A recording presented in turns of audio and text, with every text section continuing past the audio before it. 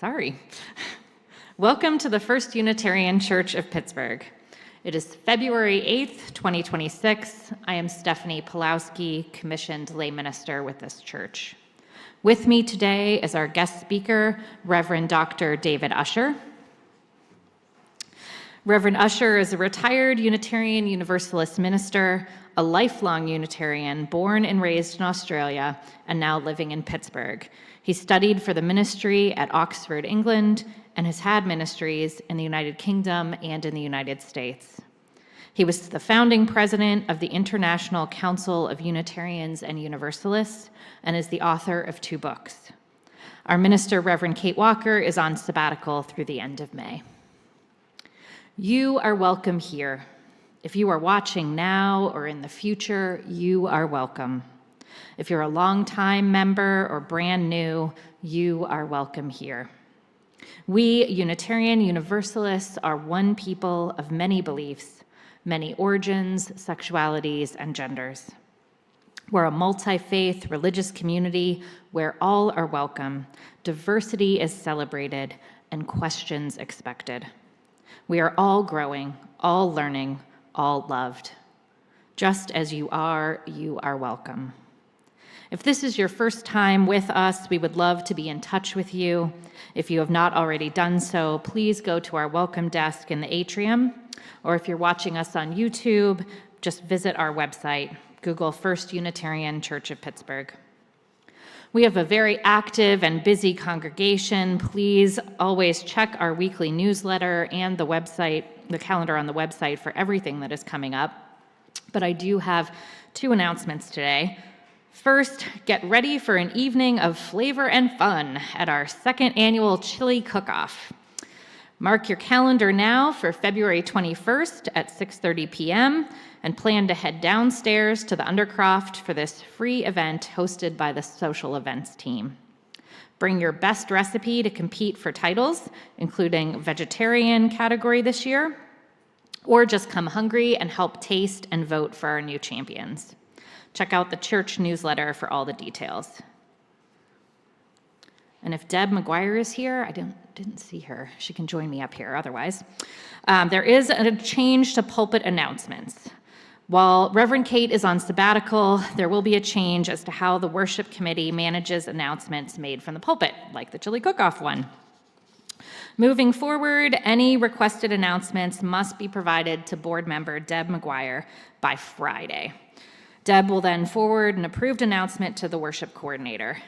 The worship coordinators and liturgists are no longer able to accept announcements on Sunday mornings. This allows us to focus on the worship itself and all that's needed to present a meaningful service with guests in the pulpit. Thank you for your understanding and advanced preparation to all the committees and groups.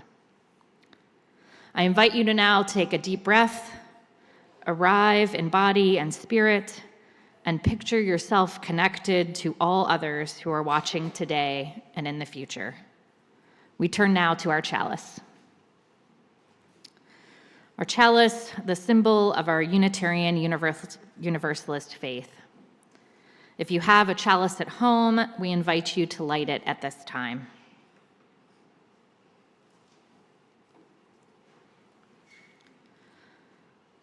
We light this candle as a symbol of our faith. By its light, may our vision be illuminated. By its warmth, may our fellowship be encouraged. And by its flame, may our yearnings for peace, justice, and the life of the Spirit be enkindled.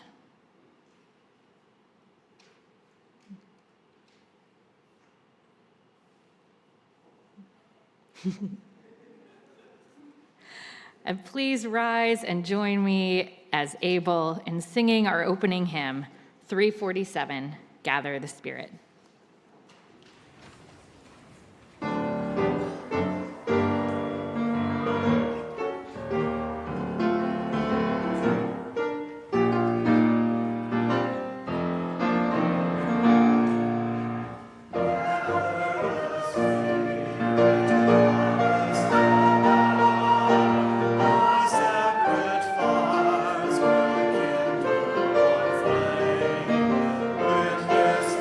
With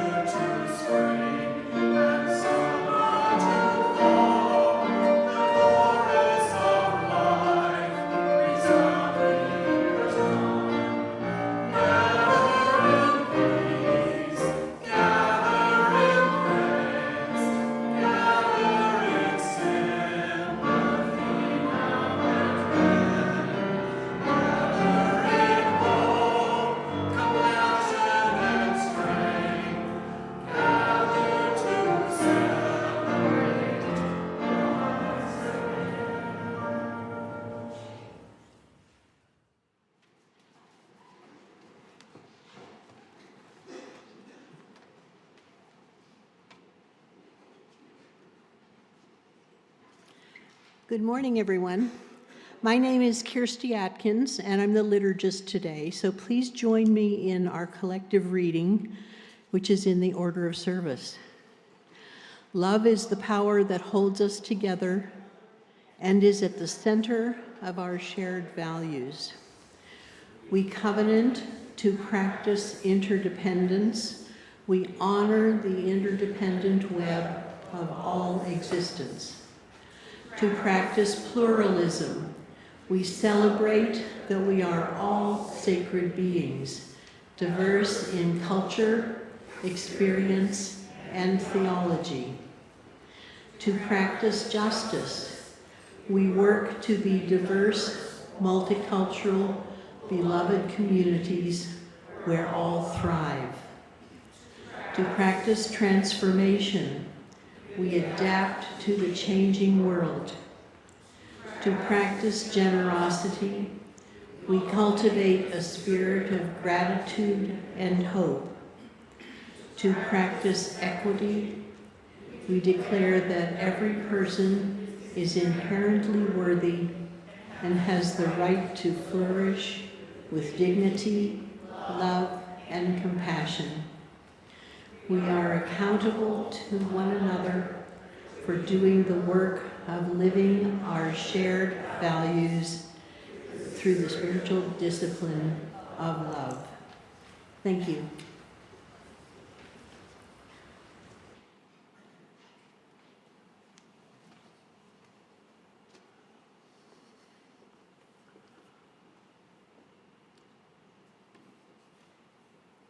So as Stephanie said in her introduction, I come from a faraway land, Australia.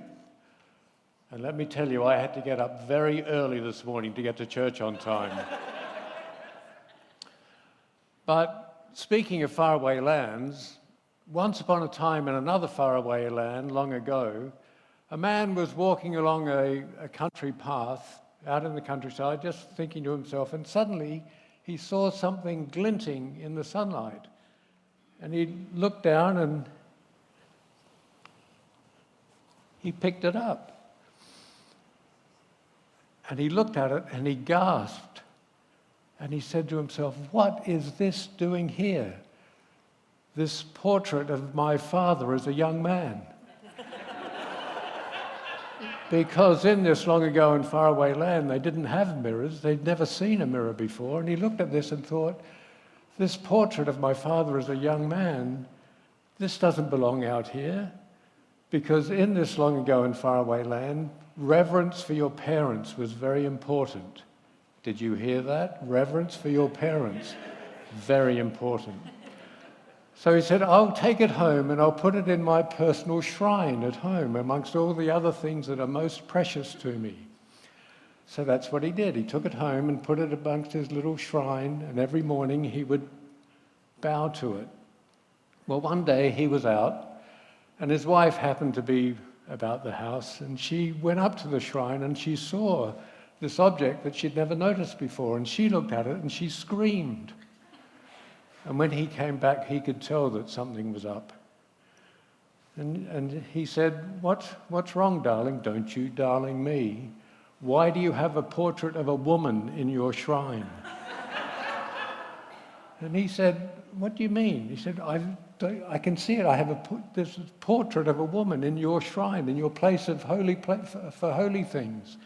He grabbed it from her and said, don't be ridiculous. It's a portrait of my father as a young man.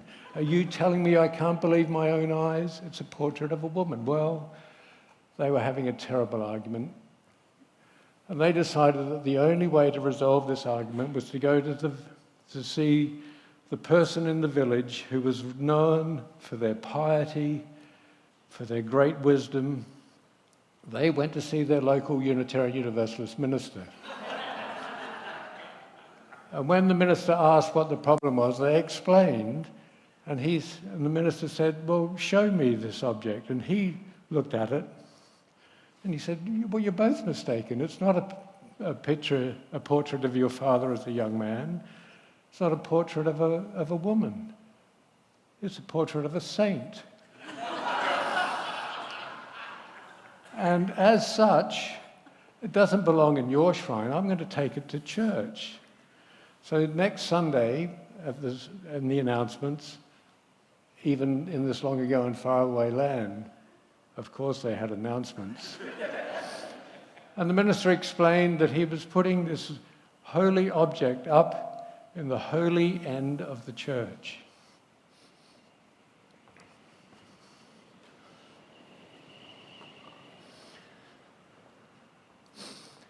And he explained to the congregation that there was this new object of great spiritual value in the church, up in the holy end. And the people were allowed to go and look at it, but to do so, they had to approach it with great reverence and love and respect in their hearts, because it was such a holy object.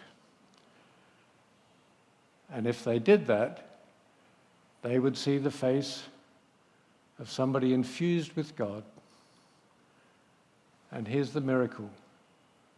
When people did approach it with true love and tenderness and reverence in their hearts, they really did see the face of somebody infused with God.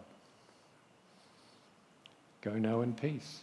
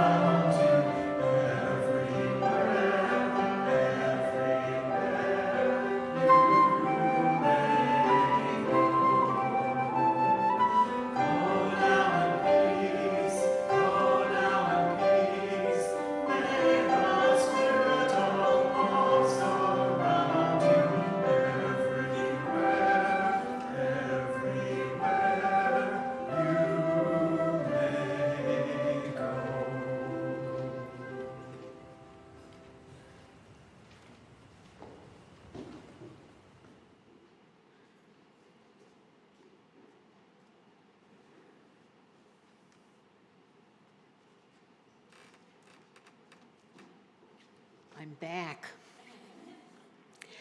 Every month, we share our generosity with a designated organization. This month, it is Bethel African Methodist Episcopal Church's Reparations Project. All donations are shared 50-50 with this organization unless otherwise designated. I'd like to invite my friend Martha Moore to come up to tell you a little bit more about their project.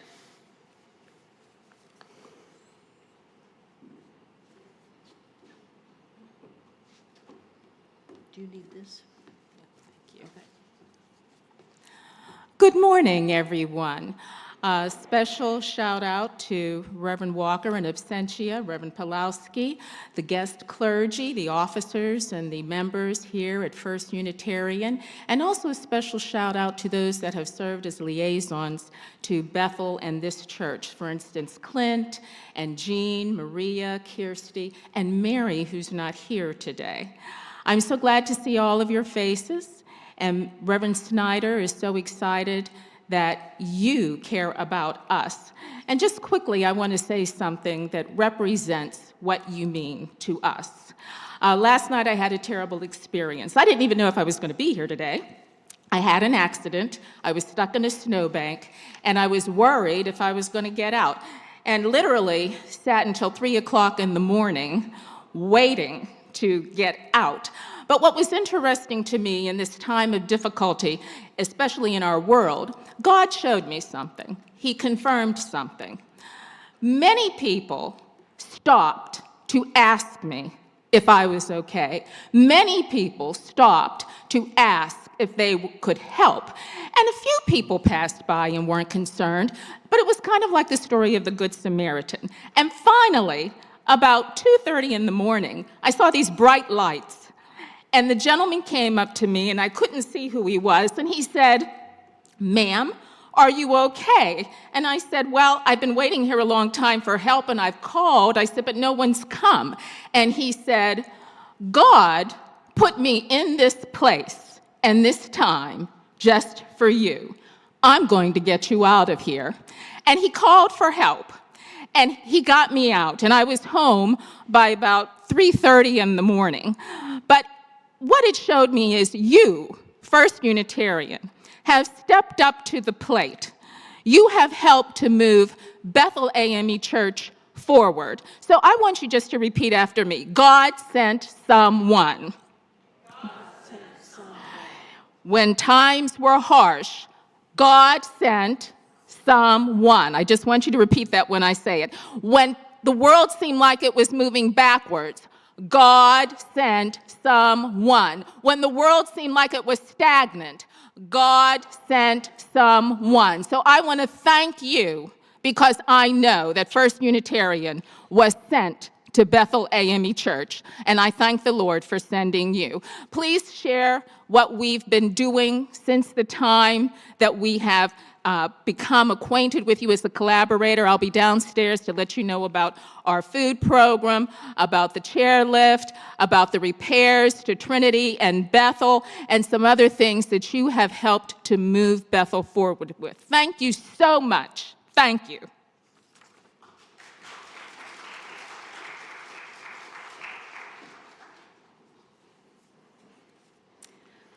Our religious community is made up of volunteers and staff creating and hosting a variety of programming. We rely on your financial support. In addition to the collection plate, you can donate by texting GIVE to 412-435-1050 and following the directions. Please check the end of the order of service for more ways to give. And also, I want to add that on the back of the order of service, there's some information about the history of Bethel AME Church. And I think in the church newsletter, there was a reference to a much longer article about the history of the church.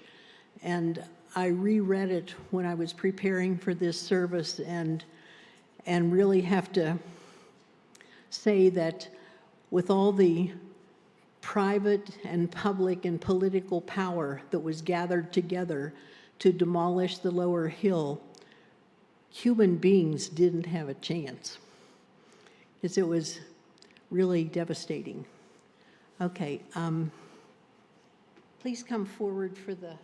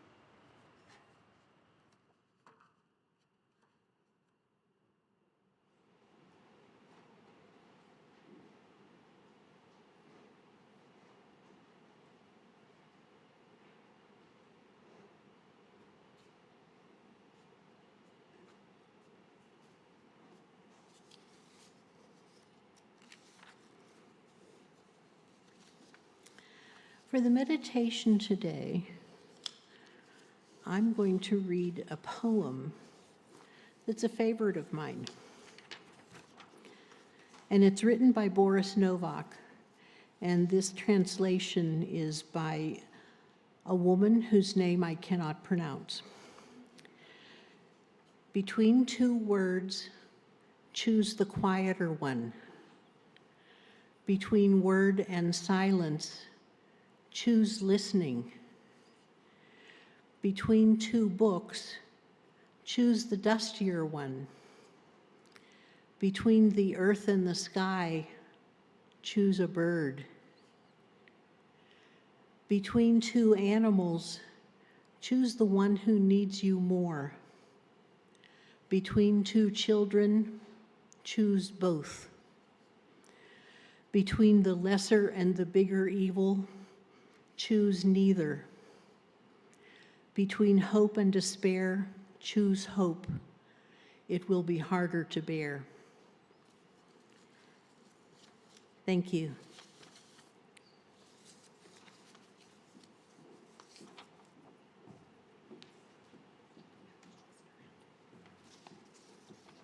We hold each other in our hearts and minds with all our joys and all our sorrows. The Reverend Derek Tynes is a friend of this congregation and a frequent guest in our pulpit and on our piano. His mother, Thelma Jean Mitchell, passed away on February 2nd. Please keep the Reverend Tynes and the rest of his family in your hearts. You're invited now into a few moments of silence, personal meditation, and prayer.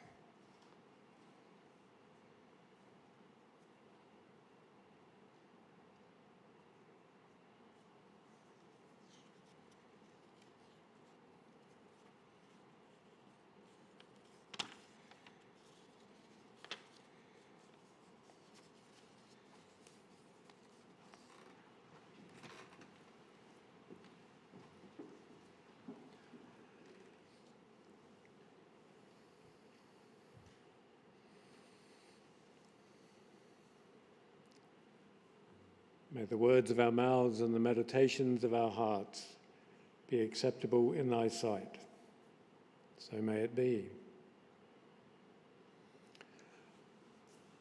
I'm going to invite you to remain seated and sing hymn number 30, Over My Head. The words, over my head, repeated 3 times. I hear music in the air, repeated 3 times. There must be a God somewhere. Now I know some of you are going to want to sing, there might be a God somewhere.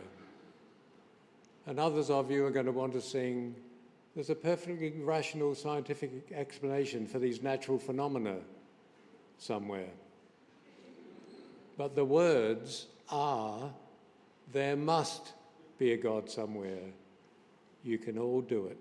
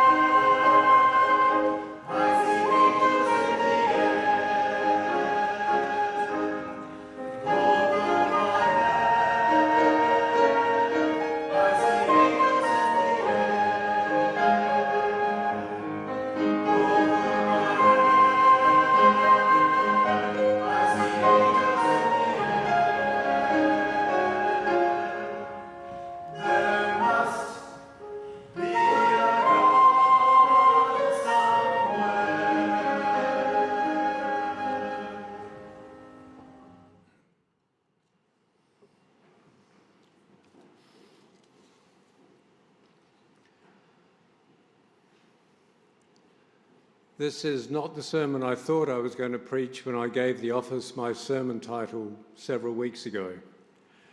But serendipitously, it feels even more apposite now than it did then. Messages from God. What messages do I get from God? What messages do you get from God?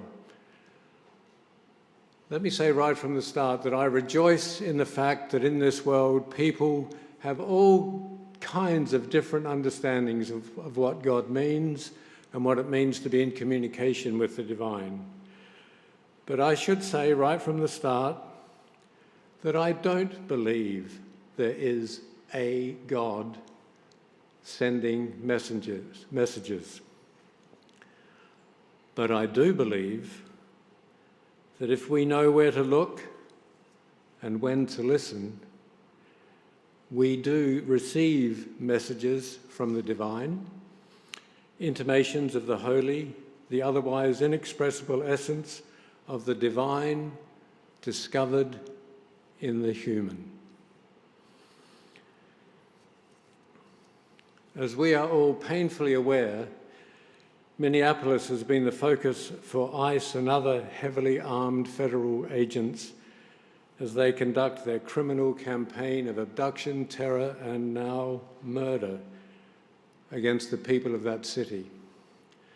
And to their great credit, in spite of the risks, the people have been rising up to protest and protect their neighbours. Last month, March, the acronym standing for Minnesota Anti-Racism Change and Healing, a pro-queer, multi-faith coalition, sent out a call to clergy from around the country to join a day of witness, an echo of the call that Martin Luther King Jr. sent to clergy to come to Selma in 1965. The privileges of my life meant I could respond to that call. And so I spent 5 days last month in that city. This sermon is something of a journal of what I did and saw during those 5 days, and the messages from God I received and which I want to pass on to you. 2 days before I flew to Minneapolis, I attended a webinar on how to prepare and what to expect. It emphasized the absolute necessity of nonviolence, no matter the provocation, and of remaining grounded in whatever was our own personal spiritual center. It warned of the risks of being arrested or assaulted. It warned of the forecast of extreme cold. I flew to Minneapolis, and through friends, I had been offered home hospitality and was met at the airport by the host I had never met before. Early the next morning, more than 1,000 clergy and others gathered in the magnificent downtown Westminster Presbyterian Church. I'm proud to say that of that 1,000 or so, more than 200 were Unitarian Universalists.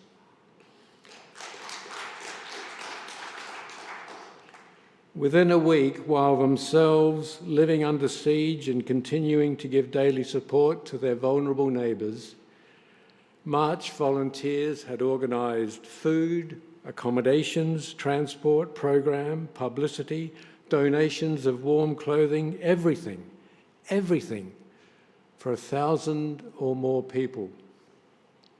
They were exhausted. But they were also exhilarated as so many gathered in the sanctuary. As one of the Westminster ministers said in welcome, "You cannot begin to imagine the repair to my soul just seeing you here this morning." There were speeches, some singing. Minnesota's poet laureate recited a specially crafted poem. a panel of 6 local clergy and community workers told harrowing stories of what they had personally witnessed or been subjected to. There were 3 options that we could choose from for the afternoon. We could do a pilgrimage to the sites of the George Floyd and Renee Good murders, just a few blocks apart. We could participate in a singing worship. I knew I wasn't going to do that one. Or we could prepare for a witness to be held at the airport the following morning. I chose the airport witness training. That training was divided into 2 groups, those clergy prepared to be arrested and those who would bear witness. I chose the first group. The training was thorough, it was intense, explaining what was likely to happen, although nobody could be sure, and how to be prepared. The leaders were responding to a constantly changing environment, and at the end of the afternoon, those of us from out of state were asked not to risk arrest because the locals could not offer continuing legal support. And especially I, as a green card holding non-citizen, was told not to risk arrest. The following morning, Friday the 23rd, was brutally cold. I mean, brutally cold. About 800 people gathered at the airport to protest against the airport's complicity in deporting people detained by ICE, against Delta for being the main airline being used, and against Signature Aviation, a private charter company profiteering from the deportations. There were approximately 50 local police in attendance, no ICE or federal agents, at least visible.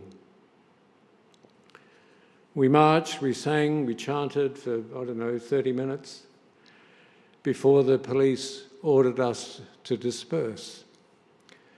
The witnessing group complied, as we had been instructed to do by our training, but 100 clergy disobeyed. Instead, they lined up single file facing the rest of us on the other side of barriers. In spite of their heavy winter clothing, could only see their eyes. I recognized many of them with whom I had shared the previous afternoon. A young woman in her first ministry, retired clergy, everything in between. I was perhaps 5 feet from them. I struggled with the feeling that I had abandoned them. At a signal, the 100 clergy knelt in unison and started to pray silently. I wanted to take photographs, but the moment I took off my heavy mittens, my hands froze. After a while, the police moved in to start the arrest, starting at one end of the line. An officer bent over that first person, helped them to their feet, accompanied them to a school bus waiting to take them away. They were briefly frisked. They had been told to take only a form of ID and essential medicines. No wallet, no phone, certainly nothing which could in any way be construed as a weapon. They were zip-tied and placed on the bus. To their credit, the police were gentle and respectful at all times. The arresting process was slow and deliberate.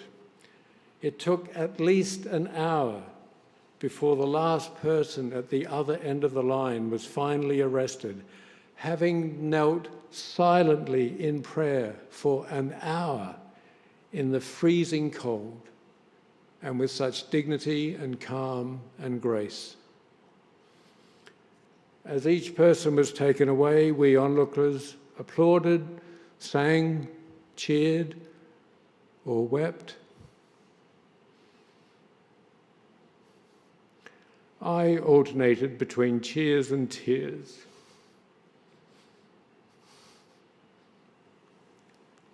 Finally, it was over. I was one of the last to leave. I saw 2 police officers and went up to them to thank them for being so respectful. They thanked me for being cooperative. I sensed that they deeply regretted the work that they had just had to do. When George Floyd was murdered, the Minneapolis police were the bad guys.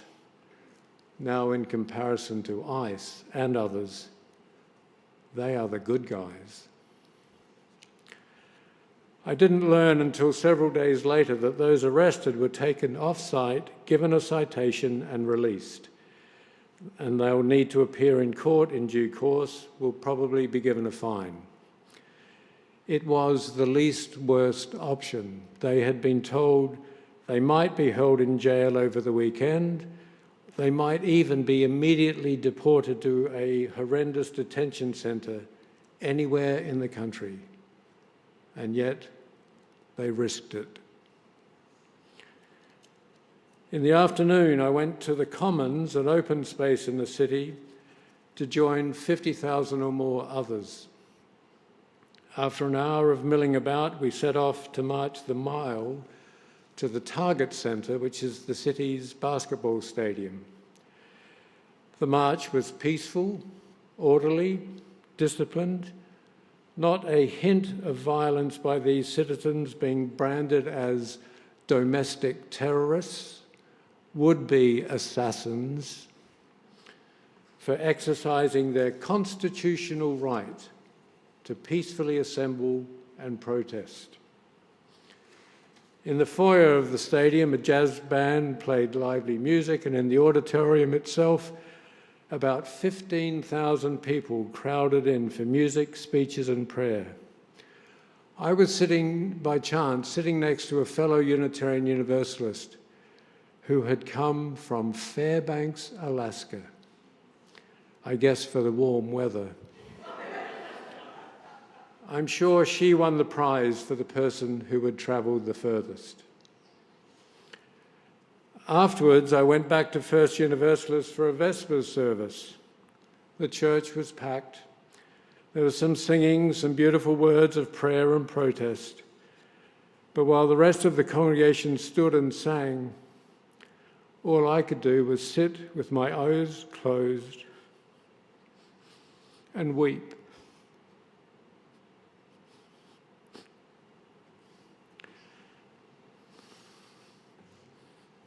Tears of rage and sadness for sure, but mainly tears of deep appreciation for the resilience of these wonderful people of Minneapolis, for their tireless, fearless care for their neighbours in the face of this regime's violent tyranny.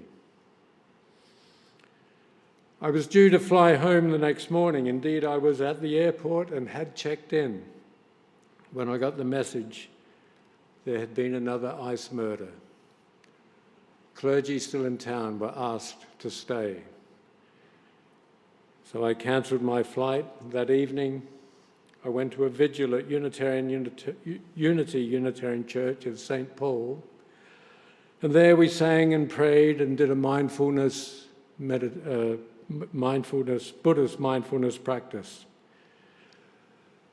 Towards the end of the vigil, visiting clergy were asked to come to the front. There were perhaps 25 of us. The congregation stood and applauded us in appreciation. I felt it was we who should be applauding them.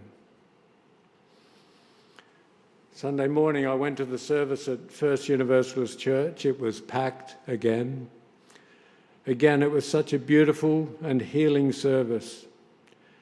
It was incredible to me that these ministers, in the midst of all they had been doing, protesting, hosting hundreds of people from out of town, caring for their neighbours in so many practical ways, They were exhausted in body, mind, and spirit, and yet they were able to craft and present such beautiful, profound, moving worship. I made myself available for whatever would be helpful that afternoon, but there was nothing to do except keep in virtual touch with colleagues on a specially encrypted chat group. I did attend another excellent online training on how to organise and resist this corrupt, unconstitutional, criminal regime. These intelligent, committed, capable people doing the day-to-day work of defending democracy and standing up for basic human decency and dignity. I finally flew home on the Monday. What did I learn? What messages did I receive from the people of Minneapolis? What messages from God? I was so deeply impressed by the Unitarian Universalists in Minneapolis and St. Paul. There are 3 large congregations in the Twin Cities, numerous others large and small in the suburbs and nearby towns, and they are truly extraordinary. Each day they are living out the very best of UU values, and their activism is not only being motivated by political outrage, it's being fed and sustained by a deep spiritual grounding in their UU values. The worship services and vigils I attended were not times of anger, but of profound depth, of reaching into the heart and spirit to touch what is sustaining and emboldening and life-affirming. As a lifelong Unitarian, let me tell you, there are times when this tradition annoys the heck out of me, but I've never been so proud or so grateful to be a UU as I was that week. And it was a privilege to be with others being true to the best of their faith traditions, Christians, Jews, Muslims, Buddhists, and everything in between. They are in the front lines of the federal government's attempt to subjugate the nation into silence, and they are absolutely refusing to be intimidated. Alex Pretty was murdered, and instead of cowering in fear at home, even more people went out into the streets to protest and protect their neighbours. Neighbours. Who are your neighbours? I live in a comfortable, leafy little enclave in the North Hills. The houses are large and solid, and we are friendly with our neighbours. They're all pleasant, educated, middle class, who, judging by their lawn signs, by and large share my general view of the world. They're well scrubbed, the kind you have over for Christmas drinks, who bring you a tuna casserole when you're sick, whose children chat pleasantly with you as they wait for the school bus. Jesus told us to love God and our neighbours as ourselves. Well, that's not easy at the best of times, but maybe possible on a good day with those neighbours we have in the North Hills. It's all very well, thought a lawyer, wanting to justify himself. But he said to Jesus, well, who is our neighbour? And in reply, Jesus, being a good Jew, didn't answer directly. He told a story. You know the story of the Good Samaritan. He didn't tell a story about cosy social gatherings with people much like ourselves, chatting amiably over the back fence. He told the now familiar story of the Good Samaritan. And what is the point of that story?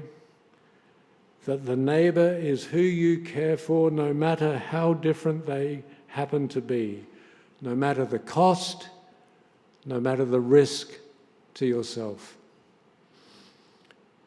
The neighbour is in fact everyone else, regardless of race or religion, regardless of colour or creed, regardless of land or language, regardless of wealth or want. In spite of all such superficial differences, the neighbour is human just like me and just like you. The people of Minneapolis are caring for their neighbours who speak different languages, worship different gods, eat different foods, and they are willing to risk arrest for those neighbours, risk being assaulted by federal thugs, even as we tragically know, risk being killed. We know that ICE is already in our city. Who are our neighbours here in Pittsburgh? The ones we are called to love as ourselves, to care for and protect. The message in Minneapolis, repeated again and again, was to go back home and be sure to know your neighbours. Know who might need help and how you can give it. The message, every act of love is important. Every act of love is needed. Organise now, we were told, so that you are prepared when ICE comes to overwhelm your city. Even in the comfortable North Hills, people now are driving neighbours to work, neighbours who otherwise would dare not leave their home. They are getting their groceries, accompanying them to appointments, even to elementary school. Tomorrow evening, I will be amongst many who gather to urge McCandless Town Council not to cooperate with ICE or other federal agencies.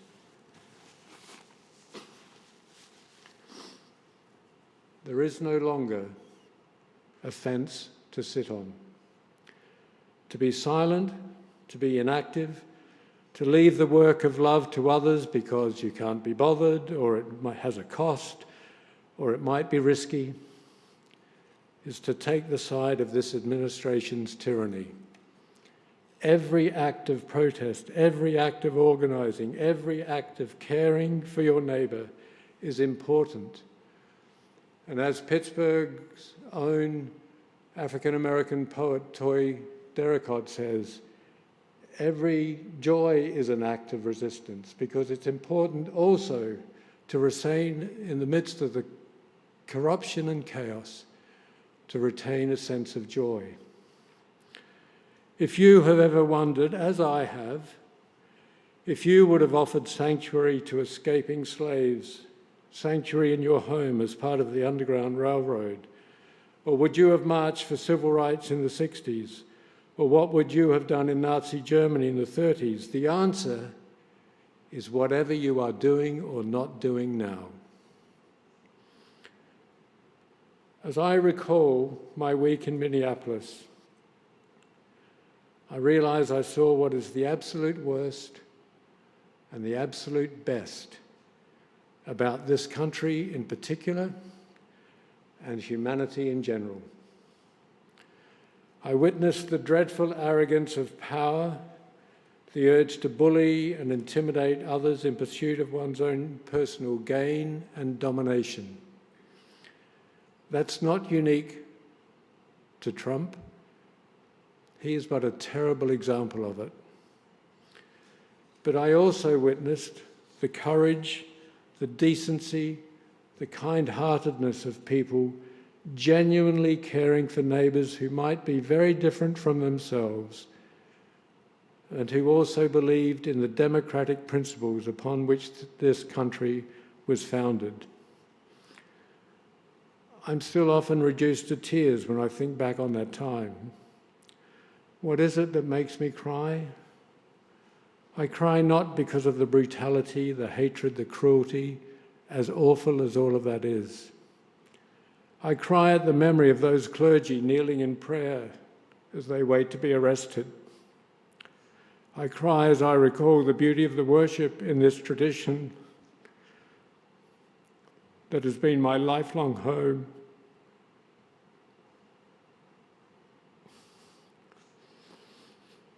I cry as I see people on the streets risking their own safety because their neighbours need them. When I see and think of those things, I am reassured. I know there must be a God somewhere. Deep in my heart, I reside in the faith that these acts of goodness are more powerful than any acts of hate. I know they are the essence of what it is to be human, but infused with the divine. I know we will prevail. We will overcome the false, brittle power of this awful, awful regime. I have a niece in Sydney who is a UU, prize-winning songwriter as it happens. The other day she sent me the first verse of something she co-wrote with her writing partner Peter Vadavalu. She wrote, I have no idea what the tune is. You'll thank me not for trying to sing it. When resistance and persistence are essential to existence, when both kindness and compassion are going out of fashion, when there's a wrong that must be righted, we'll be standing here united, and our voices won't be quieted, or we'll do what we have to do.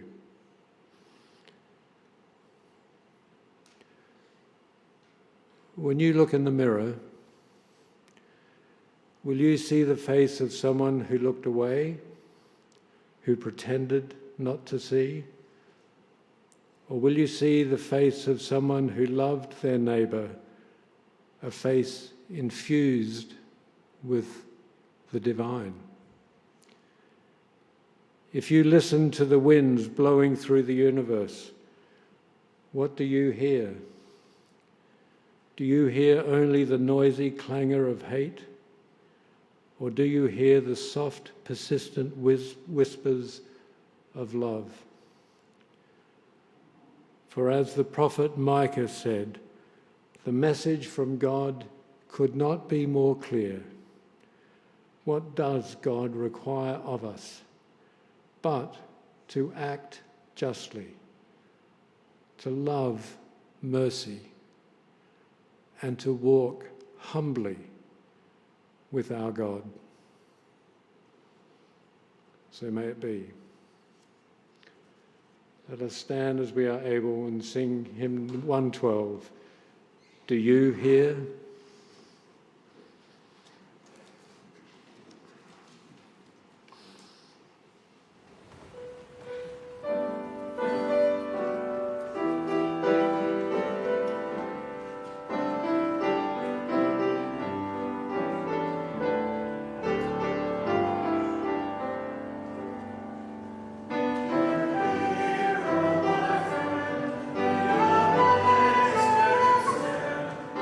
Yes.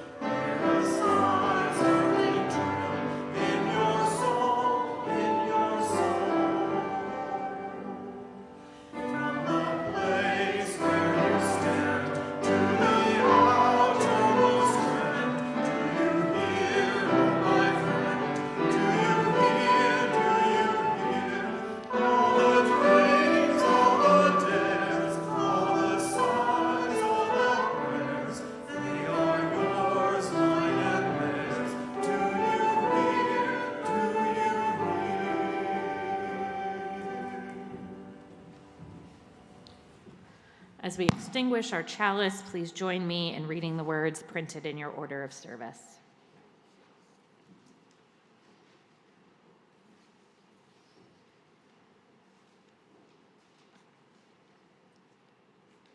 We extinguish this flame, but not the light of truth, the warmth of community, or the fire of commitment. These we carry in our hearts until we are together again. Before the benediction, I just want to thank Reverend David for being here and sharing his message with us today.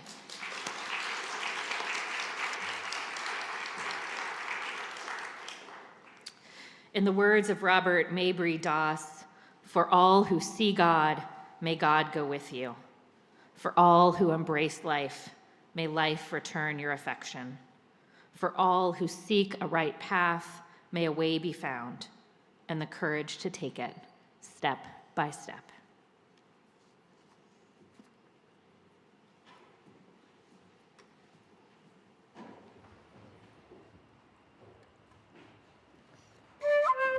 Thank you.